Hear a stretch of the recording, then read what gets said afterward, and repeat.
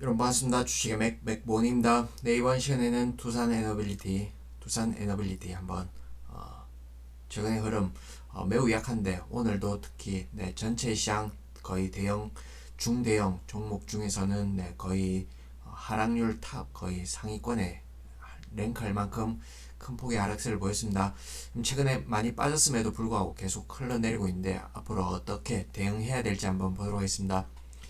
일단 오늘 하락 폭을 한번 보시면 전체 큰 종목들 가운데서는 거의 최상위권의 어떤 하락률을 보였다 이렇게 볼 수 있겠는데 그 부분 최근에 좀 강한 약세 어떤 후보 종목군들을 보시면 작년 재작년에 IPO를 통해서 거품 상장했던 주식들이 끊임없이 계속해서 흘러내리죠. 어떤 반등다운 반등 없이 흘러내리는데 그 부분과 같은 이렇게 결을 같이 놓고 본다면 역시나 두산 에너빌리티 약간 고평가 기업 실적 대비로는 평가 주가 시총을 비교해 본다면 고평가 영역에 있기 때문에 그 부분에서 어떤 뚜렷한 반등세 없이 흘러내리고 있다 이렇게 설명이 가능하겠습니다.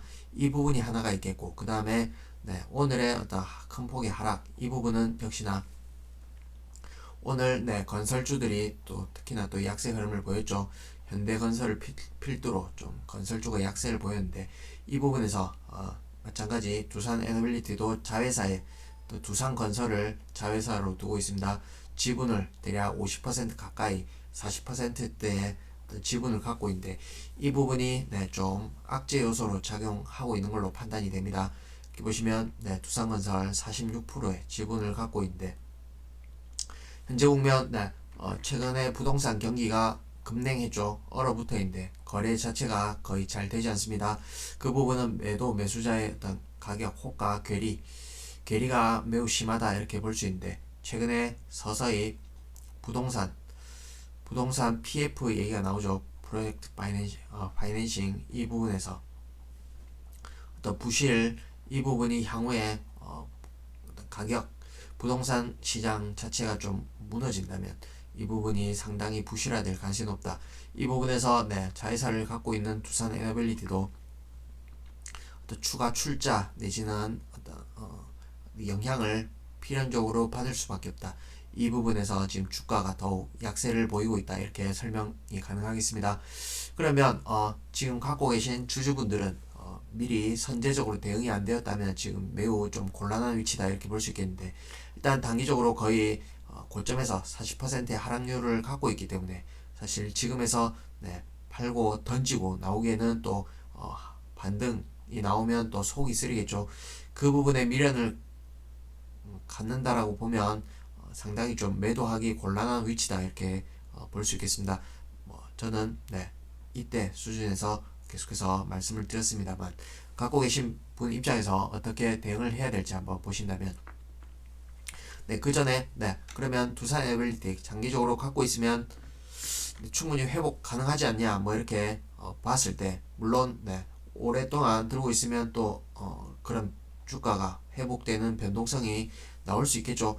다만 장기적으로 갖고 갈 때 좀 마음이 편한 주식은 제 개인적인 판단으로는 좀 아니지 않나 이렇게 설명드리는데 그 부분은 기업 가치 펀더멘탈상 고평가 영역에 여전히 위치한다. 이 부분에서 좀 불리한 면이 있겠다 이렇게 보여지고 그 다음에 대주주가 좀 재무구조가 취약하다 보니까 상당히 소액주주에게 어떻게 보면 소액주주의 피를 빠는 손을 벌릴 수밖에 없는 그 기업이다 이렇게 보시겠는데 계속해서 유증 비롯해서 전환사채도 끌어쓰고 계속해서 돈을 수혈 받아야 되는 그런 입장이다 보니까 주가가 계속해서 하방 압력 물타기를 통해서 하방 주식 수가 늘어나는 부분에서 하방 압력을 받을 가능성이 높다 이렇게 보여지고 그리고 두산 에너빌리티 하면 뭐니뭐니 해도 원전 관련된 모멘텀이 있겠다 이렇게 보여지는데 일단 윤 정부가 출범하고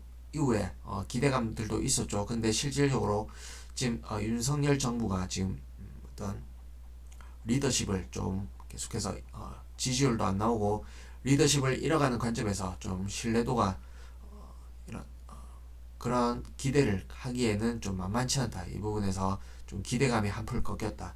그래서 좀 기대하기도 좀 어렵지 않나 이렇게 판단되어집니다.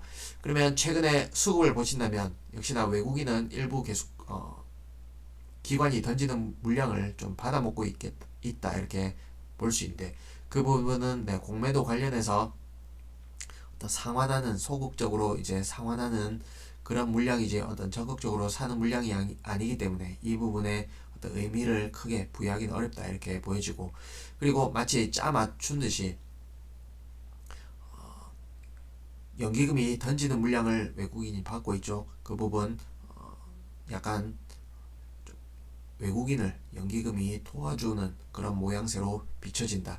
이렇게 봤을 때 주거니 받거니 하면서 추세는 이렇게 좀 계속해서 하방 압력을 받을 가능성이 높다 이렇게 말씀드리고 그러면 네 가격을 기술적으로 한번 체크해 보도록 하겠습니다. 현재 국면 분봉으로 한번 보시면 30분봉이 되겠습니다.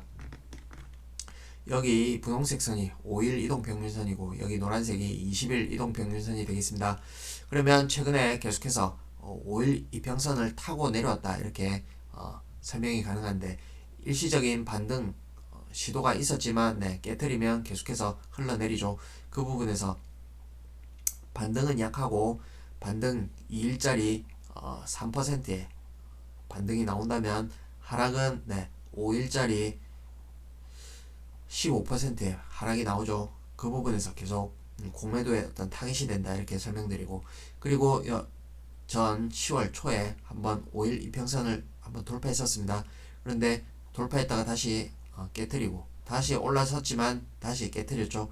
깨트리고 이제 종가 마감하고 오늘 개파락했는데 이 부분에 단기적으로 쌍봉 패턴의 어떤 깨트리는 모양이 나오면 추가 하락은 네, 불가피하다 이렇게 설명드리고 다만 현재 구간 보시면 이 고점의 어떤 채널 하단에 위치한다 이렇게 볼 수 있는데 이 부분은 네, 중간 채널이 되겠습니다.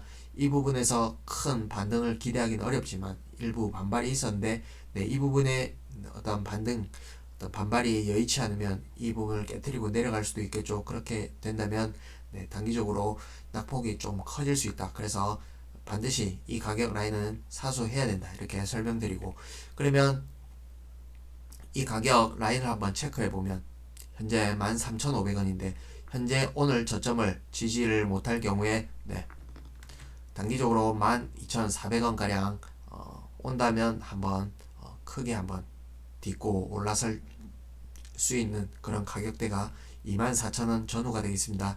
이 가격 라인을 한번 체크해 보시고 이후에는 그러면 중기 반등 가능성이 높지 않나 이렇게 일단 예상해 보는데 이 부분을 네, 저는 장기적으로는 네, 10만 1,500원에서 11,000원 선까지는 일단 터치하지 않을까 이런 관점을 갖고 있습니다만 이 부분을 네, 다이렉트로 내려오는 건 좀 끔찍한 상상이다 이렇게 볼 수 있는데 일단 단기적으로 워낙 낙폭이 과하기 때문에 12,400원 내지는 네, 오늘 저점을 안 깬다는 가정하에서는 네, 15,000원 15,000원 전후까지 한번 물론 시장이 받쳐줘야겠습니다. 15,000원까지는 한번 반등을 한번 주지 않겠나 이렇게 예상해보고 그리고 네 이후에는 네 역시나 저항을 계속 받으면서 하방 압력을 받을 가능성이 높다.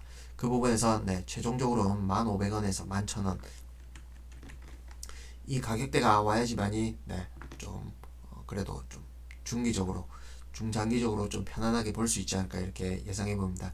일단 네 이 가격 오고 추후의 상황을 봐야겠습니다만 일단 반등이 오더라도 계속해서 하방 압력을 받을 가능성이 높다. 그런 차원에서 미리 대응이 안 되셨던 분들은 좀 아쉽지만 크게 욕심내기보다는 네, 또 스스로 감내 가능한 수준에서 일부 비중을 좀 축소하는 게 좀 바람직하지 않겠나 이렇게 설명드립니다. 이후에 또 가격 체크하면서 추가 영상 올리도록 하겠습니다. 힘내시고 도움이 되셨다면 구독과 좋아요 눌러주시고 또 잘 부탁드리겠습니다. 고맙습니다.